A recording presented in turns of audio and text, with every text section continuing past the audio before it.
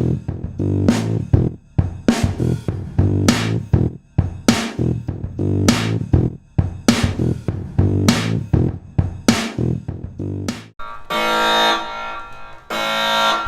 everyone, it's Scrappy Pappy here.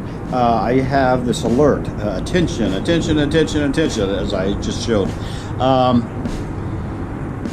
With the drain valves and other types of valves, there's the gate valve and the ball valve, which I'm going to show how to get the best money for it. But for some reason, either I was told or I assumed, and I'll take that on myself, that a ball valve in there was some sort of steel, chrome or something.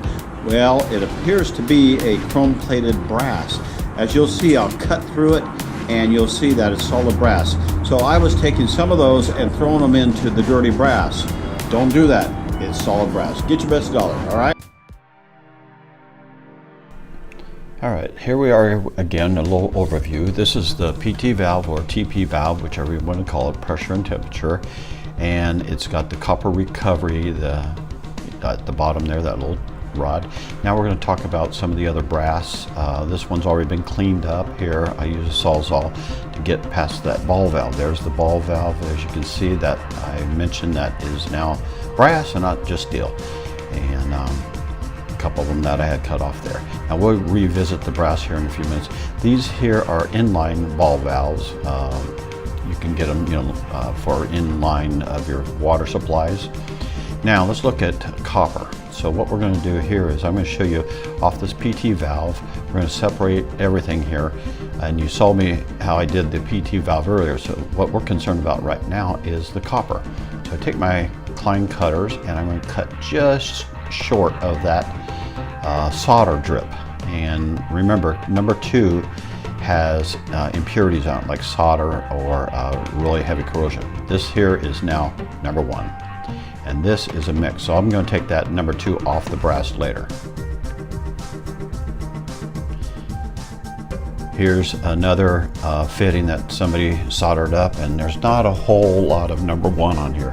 As you can see, all that solder dripping, I can't really recover a whole lot there as number 1, but I can at this end. So what I'm going to do is leave this as 2, that whole junction up to the elbow, and cut off that 1. So again, my Klein cutters, and I highly recommend you going out and getting something very similar to this that can cut through cables. It won't cut through steel, it will dull up your blade really bad, but it does cut through copper and brass pretty well, as you just saw. That's 1 and that's 2.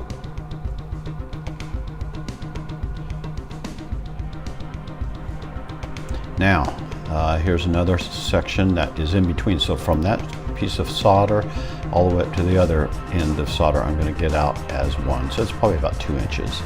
And then at this end, I can probably get about 3 inches of number 1. So again, all you have to do is get your cutters, and you can use a Sawzall or a hacksaw if you don't have one of these cutters, but this is so much faster, as you can see here. What a really good investment. Clean, or number 1, and then we're going to cut off the elbow with the solder. So just cut short of that solder there, and you'll get the most out of it.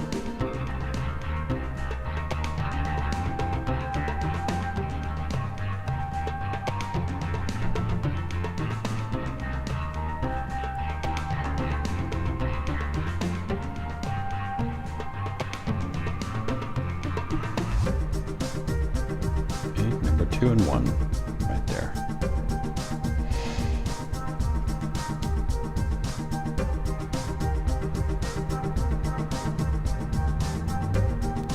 What I'm going to show you here is a close-up of a ball valve that I cut with my Sawzall, and you can see it looks like chrome or some sort of steel. Well, it is chrome plated brass, and my metal yard will take that as clean brass.